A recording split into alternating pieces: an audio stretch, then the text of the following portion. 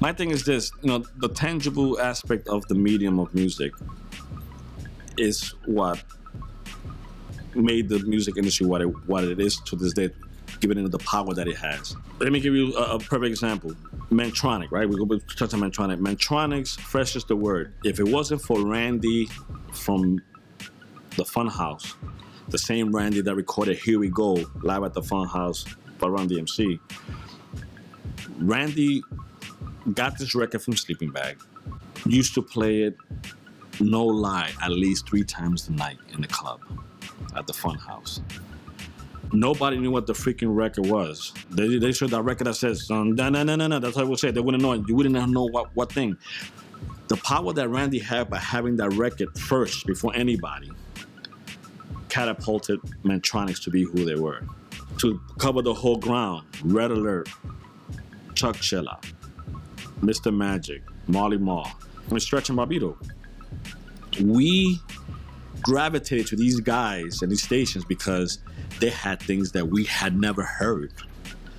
So these guys were able to obtain these records, and it's like, damn, I got an upper hand on this. It bugs me out when you hear these freaking flim-flam stories. Oh, I got the tape, I got the MP3 first from Nicki Minaj. You didn't get this, and you play it 2,000 times.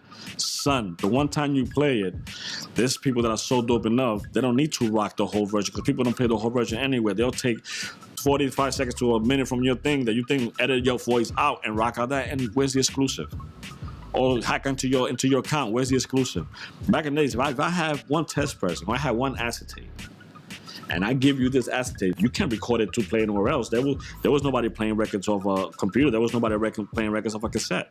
So you having that power to be on a list like I was privy to be, to get a test press of a record, man, you couldn't tell me nothing. I walked with the biggest shoulders in the world to say, I got this, you don't have this. This is the power that I have. To me, the tangible medium, it means everything, because it gave you a leverage on where that particular project was going to go, in this sense. Again, if you were able to get that record to Red or Chuck or Marley or Magic, that meant all the power in the world. Now, an MP3, it's another thing. How many DJs nowadays would survive today if you took them back in time? With the resources they have now, you took them back in time, and they're not even saying me, would survive with the Reds, with the Chucks, with even the Funk Flex, because they've been around that long. Sway and King Tech, those guys, who would survive? Who would survive? You give me anything, anybody's guys. Who would survive now of the radio of these radio DJs that you see nowadays? How many DJs in this day that I knew that I may be popular may have a tangible collection that they can survive with? Take all the DJs from the last 10 years that have become popular and are new jacks, not just in new jacks, but are new jacks, or even DJs that are coming to the realm of music to survive rocking back in those days. It's not happening. I don't care who you are. And that's what I tell people.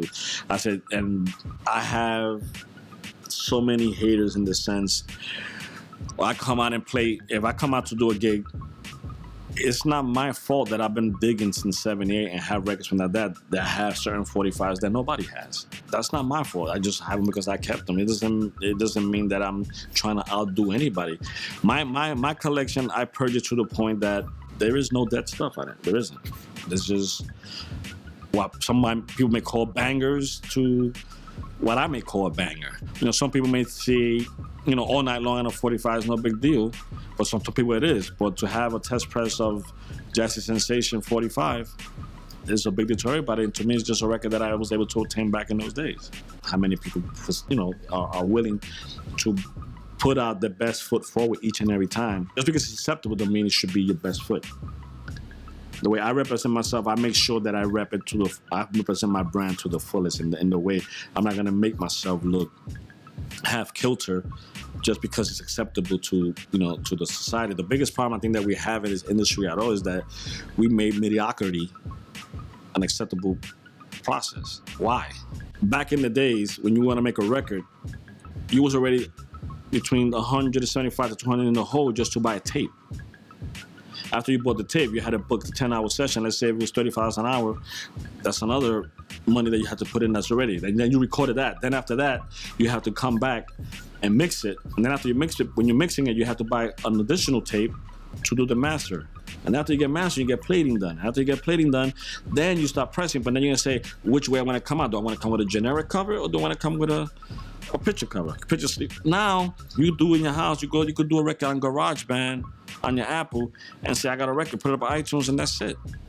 Mediocrity is accepted now, and that's the biggest issue that I see. There is no true blood, sweat, and tears that goes into a lot of this thing, and it's not even their fault. And the thing is this: you have the powers that be that are willing to accept cookie cutting music out here on a regular.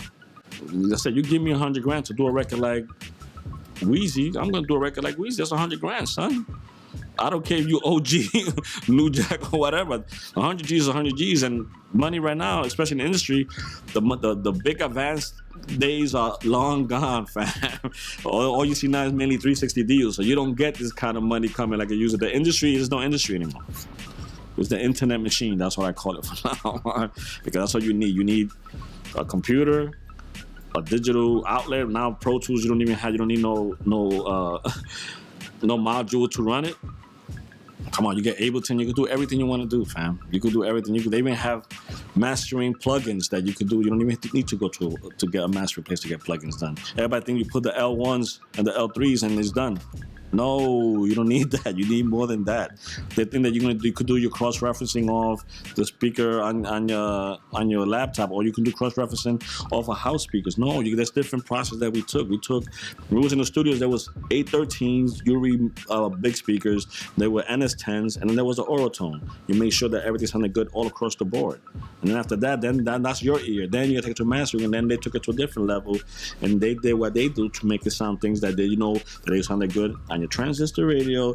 People, I'm showing my age, or they sounded good on your Walkman or CD player. They sounded good on your component set, and that it sounded good in the club. So people don't understand that all these little facets of steps that you had to take to make a product back in the days when we call it, the heyday or the golden era of music. Not even hip hop, but the golden era of music in general. Mediocrity is what's in right now, man. I mean, it's sad. But in the same breath of that, I'm gonna say this. There is a lot of good music out there by this new generation. There is a lot of artists that take it and run with it the right way. Still a pulse in this culture that we call hip hop. Not rap music, but there still is a pulse in this culture we know hip hop. It's not as big as we felt it in the 90s or the early 2000s, but it's there.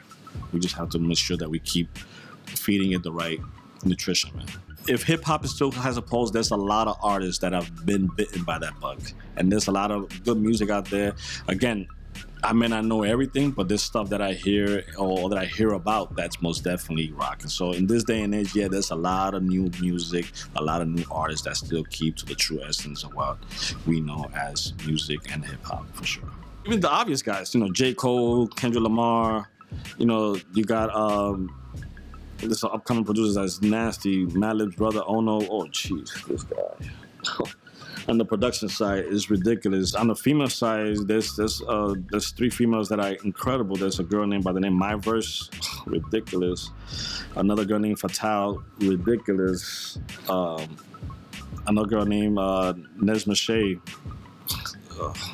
I mean, I see like a lot of females are coming back and they're really hitting hard. On the male side, I still feel that, there's too many fly-by-night people. I still like, the people that just getting caught up in the machine. And the only guys that I see that are guys that are still taking it off and keeping the right thing is like J. Cole and Kendrick. These guys, to me, have really solidified that thing. And even, in the Drake also, to me, is the kind of guy that this is a sound that he facilitated or helped facilitate. And if it works for him, then it works for him. I.e., either he writes his own lyrics or not. It is what it is. You know what I'm saying? Now, what Ultimate Breaks and Beats did is, BreakBeat Lou's going through Mad Vinyl, finding the illest breaks and presenting it to this burgeoning culture around the world. I had a lot of plans. I wrote the treatment for the video. I had a whole marketing scheme that got rejected. It was like like I'm on a label again, and I thought I was gonna be doing it officially independently. You know, that rubber band wasn't the exact size of his, so it burnt the motor. So the motor burnt out and the turntables broke. I ain't never say shit. He ain't find that out till like 20 years later. To see him coming, I'm still thinking that's some sound guy or whatever, and he's going, and I go, huh? And he just stole on me. Pop and clocked me like right around here. Like he got me good.